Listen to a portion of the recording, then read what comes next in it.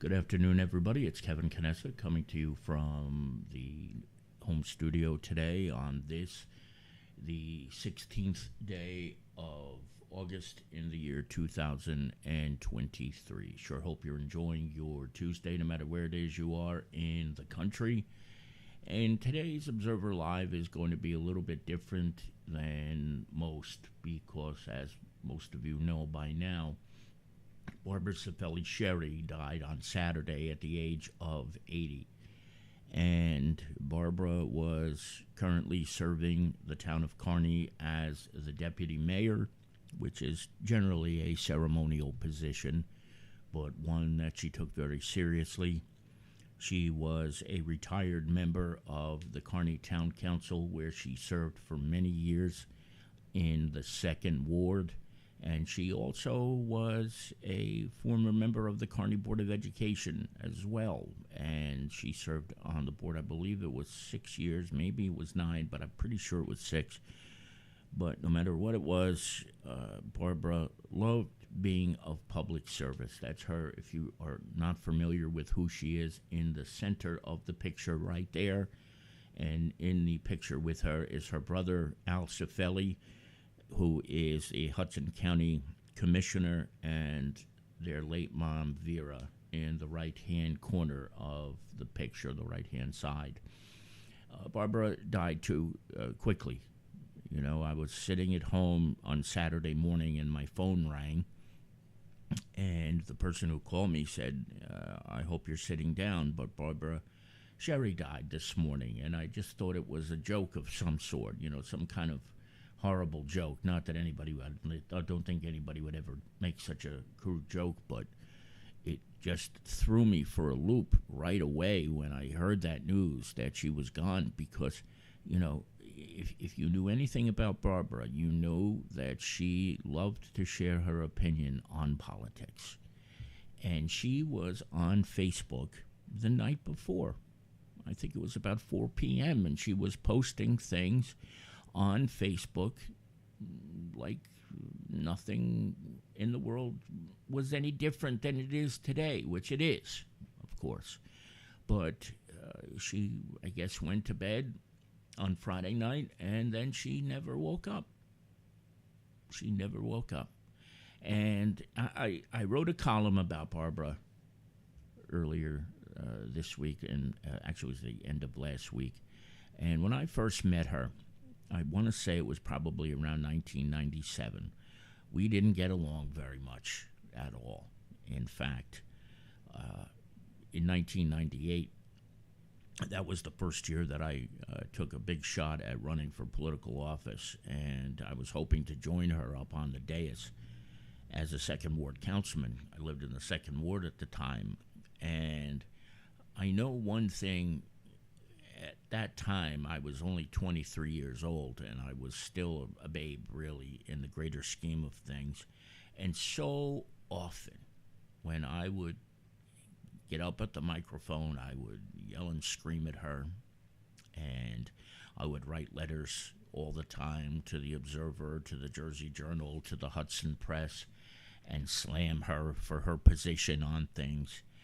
And yet, as I grew older and I look back at Barbara and the things that she said, I realized that I wasn't disagreeing because I disagreed with her. I was just disagreeing with her to be disagreeable. Does that make any sense? I realized at an older age that for the most part we agreed on so many things. And that's because when she bled the red and black of Kearney. That was who she was.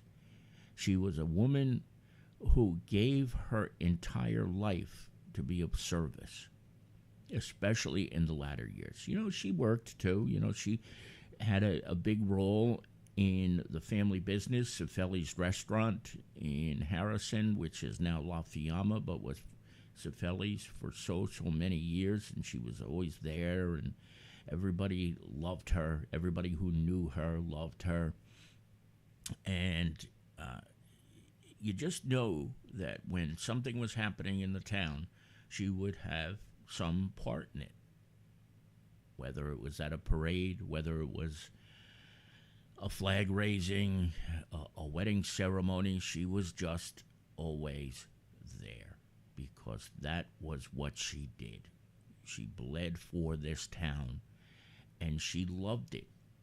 I remember going back and somebody wrote a letter about how Kearney was changing, and it was all for the worse. And the person who wrote the letter said something about how when you walk around Kearney, you can't even hear the English language. And to a degree, that is true. There's a lot of Spanish speakers in Kearney. But the person who was writing the letter was very, very nasty about it. And she read that letter, and it boiled her blood to no end. And I remember she wrote a response to that person, who I doubt ever wrote another letter again, because whoever it was, and I can't say I remember who it was put to shame, because she loved the diversity that there is in this town. She loved the people. She loved everything about it. And that's what she did for so many years. She took that love, she gave it to others, and she served as best as she could. And for many, many years, she was up there. And then when she moved to the 3rd Ward from the 2nd Ward, she had to resign. And that's when she took over and ran and won the Board of Education in Kearney as well. And so today, on the day where she will be waked at the Armitage and Wiggins Funeral Home on Belgrove Drive, I think it's 3 to 7 today. Tomorrow morning at 10 a.m., there will be a Mass celebrated by Father Joe Mancini, the pastor of St. Stephen's Church, and I'm sure there will be other celebrants there as well, because everybody loved her. Everybody did, just as I did too, even though we didn't get along at the beginning. We say goodbye to her, as hard as that is to even fathom. She always looked healthy, as she was, and she was always happy, always positive. And I got an email from her brother Al yesterday, and he said, even if she didn't agree with you, she didn't dislike you for that. She still had love for people who didn't agree with her, but she was always certain that they would come to her side at some point in time, and in many cases, that's exactly what happened. I know I can say that is exactly what happened for me. She touched my life in a way that I will never be able to repay.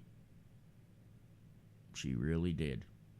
And I'm sure everybody who's watching this and everybody who will be at the funeral parlor today and at St. Stephen's tomorrow will have a Barbara story to share, and every single one of them are probably going to be epic, because all she ever did was love people, and because of that, people just loved her back. And I know on this day in August, I am going to miss her terribly, and I know you will too. If you knew her and loved her the way I did and the way so many people did, you cannot help but know you will miss her, and it'll never be the same without her. God bless you, Barbara, and to her family, we wish them all of the love imaginable during this horrible time of grief. It's 1:40 here on the Observer Live, and this week's newspaper will be out tomorrow morning, so I hope you will all pick it up and read through it. I wrote a story this week about the Junior Police Academy in Kearney that I hope that everybody will read, and it was really a pleasure to be able to do that. I had a chance to sit down with 4 members of the COP unit and pull something together, and it was really an enjoyable piece that I got to do. So I hope you'll check that out tomorrow in addition to the rest of the newspaper.